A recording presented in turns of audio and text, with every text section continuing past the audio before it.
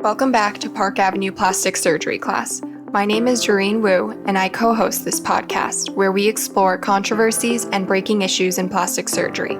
I'm excited to be here with Dr. Lawrence Bass, Park Avenue plastic surgeon, educator, and technology innovator. The title of today's episode is Before the Facelift: How a Multifaceted Program of Non-Surgical Treatments Can Postpone the Facelift for a Decade. As someone who is young enough to be in the pre-facelift group, I'm excited to hear about the ways that a facelift can be postponed with all of these cutting-edge, non-surgical aesthetic treatments. Exactly, Doreen. This is really a critical part of plastic surgery. It's great to fix an aging change in someone's face, but the ideal is to help people just stay the same and keep looking young. Modern plastic surgery actually spends much more time on prevention, support, and maintenance than on restoration. In this episode, we'll discuss how a variety of treatments support appearance without downtime and have modulated the average age for the facelift. In years past, it seems like facial rejuvenation options were largely limited to a facelift, but now we have so much more at our disposal. Can you describe some of the components of non-surgical facial maintenance and rejuvenation? Sure. This relies heavily on treating changes in the skin, as well as treating laxity and volume loss in the face. So skin surface changes are things like redness, either broken blood vessels or little red dots, or just a general red or plethoric look. Often that's rosacea. Brown changes, our pigmentation gets less even as we age, but we also sometimes get brown spots that people call sunspots or age spots or liver spots. Those are really from sun. And wrinkles, loss of the smoothness of the skin and the turgor of the skin. And this is really all about chemical peels, laser peels, and all of the no-recovery lasers and energy devices that have evolved out of the laser peels. That's one big category of changes. Then there's skin laxity. Very early in the game, and this means in your late 30s, in your 40s, various energy options can give you a little drop of skin tighten up, not so much to take away a big degree of skin laxity, but to keep the amount of skin laxity at a minimum. There are also some minimally invasive options where energy is introduced through needle punctures in the skin. These procedures have a little bit of recovery time, or where there's suture suspension under the skin. Again, a little bit of recovery time, but local anesthesia and no need for the anesthesiologist. And what about, I think most people consider Botox and fillers a little bit of the bread and butter of plastic surgery. What do those types of treatments do? Yeah, they've really become the mainstay of what happens in medical treatments to prevent and reverse aging changes. So volume loss in the face, which starts in our 20s, starts to become evident as contour depressions and emptiness in our late 30s and 40s. And fillers, or if we're in the operating room, fat grafting can restore some of that shape, fill in those hollow or sunken contours. These are things like the nasolabial fold, the marionette lines, loss of volume and curviness in the lips, flattening of the cheeks, hollowing of the temples, and hollowing of the tear trough, the transition zone between the eyelid skin and the cheek skin in the lower eyelid. Botox and other neuromodulators, the official name for these medicines is neuromodulators, Botox, Dysport, Xeomin, and Jeuveau. I like the word relaxers. These are for dynamic wrinkles, so wrinkles that are not fixed into the fabric of the skin, but are there because of resting muscle tension, bending our now somewhat less elastic skin. And so most of the upper facial lines, the frowner lines between the eyebrows, which are sometimes called the 11s, bunny lines on the side of the nose when you smile or laugh, forehead lines, crow's feet that are not fixed but happen when you smile or animate, these are all routinely and best treated with neuromodulators or relaxer medicines.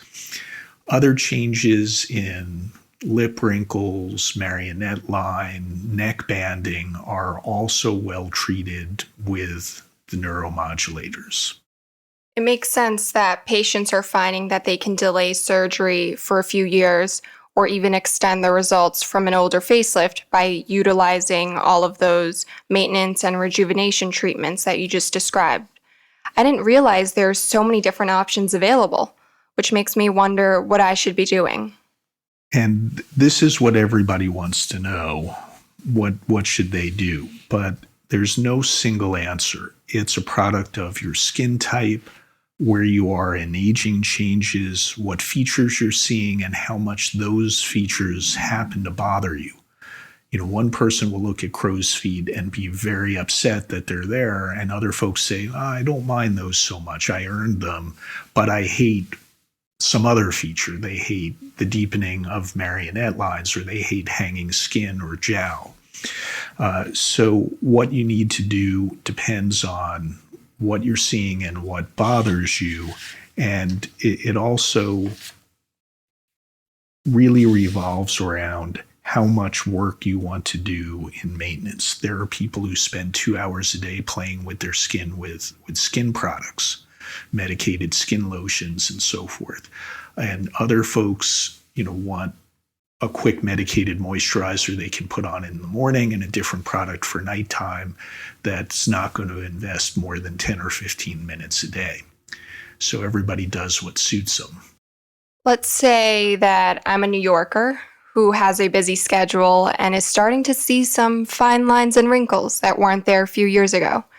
I like looking like me, and I don't really want to change my looks or my age if I don't have to. What can I do? What are some of my options? So for starters, home skincare products, and there are thousands of products. Some of them have really useful medications in them and enough of the medication in there to have an effective dose. Others do not, but there's no single answer for that because everyone's skin is different.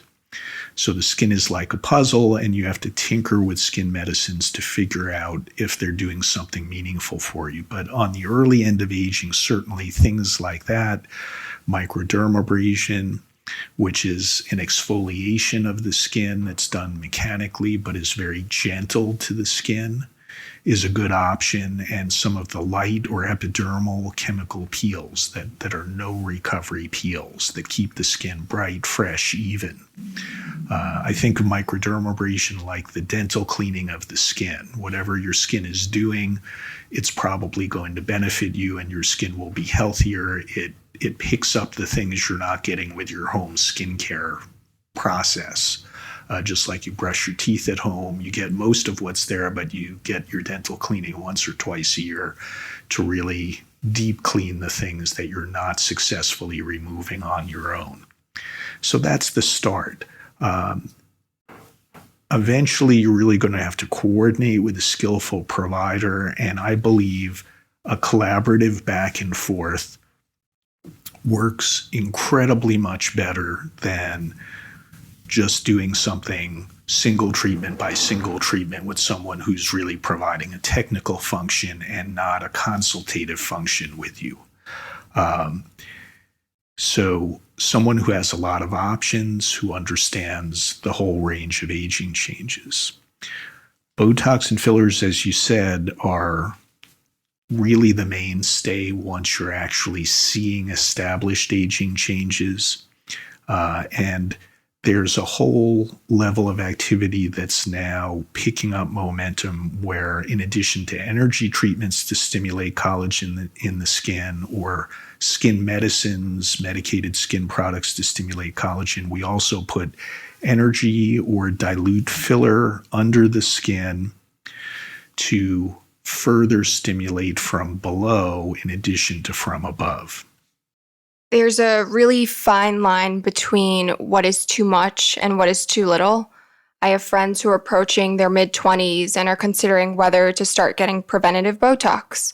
At the same time, I also see influencers on social media post about going in for maintenance Botox and filler a few times a year, and possibly even getting some laser treatments and chemical peels on top of that to really keep their skin in optimal shape. So there's definitely a trend towards this, what's been termed prejuvenation. You don't look older yet, but you never want to get to that point. And I think it really is a Gen X kind of behavior, or a millennial kind of behavior. Those patients come in and say, I never want to look older. You're going to keep me from looking older. We're going to start working on that now. And obviously you can overdo that, but it's not a bad idea to think about problems before they develop and take limited steps to maintain and prevent. And neuromodulators, Botox-like medicines, are a perfect example of that. The thought is, if you keep the muscles relaxed in places we know tend to wrinkle as we age, instead of ironing in a line for the next 20 years and now it becomes visible all day, every day, we prevent that by putting small amounts of Botox. There is also a trend towards, micro Botox. Botulinum toxin medicines, neuromodulators, have multiple effects on the skin besides just relaxing muscle. It controls sebum production and other things in the skin. So we're just starting to understand that there may be a much broader role for these medicines separate from what the label indications are. So this is off-label use, but it's being studied and examined more and more as we realize there's so much more there than we appreciated at the beginning. I've also heard of Botox being used to control sweat production and reduce the amount of sweat when it's injected into, say, your underarms or maybe even your hands. Yes, the use for hyperhidrosis or just to reduce sweating, that's an on-label use of Botox. And has been known for many years. The effects on other things the skin does, oil production and other things, is very analogous to the effect on sweating, but has not been as completely exploited, and we're just starting to learn more about it. I want to go back to the generational divide that you pointed out.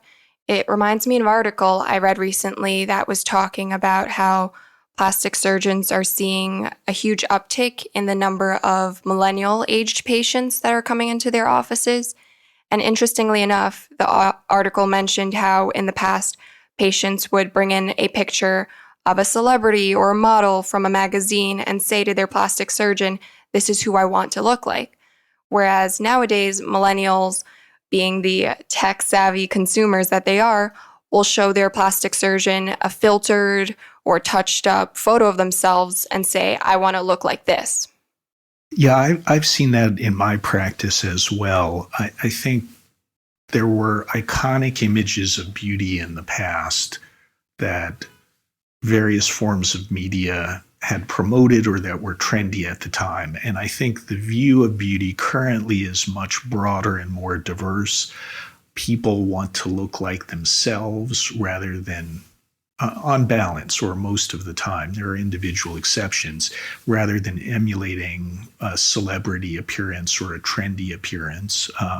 It's not entirely true. There are trends in appearance that people are pursuing in terms of body shape, lips, other things. But more and more people want to be their optimized self or their beautiful self rather than somebody else. To kind of steer us back on track, can you describe some of the common problems that you see in your patients when it comes to rejuvenation and maintenance treatments? So again, it goes back to those basic problems we talked about. They're the skin surface changes, dynamic wrinkling, skin quality, and laxity And that's what we're trying to address.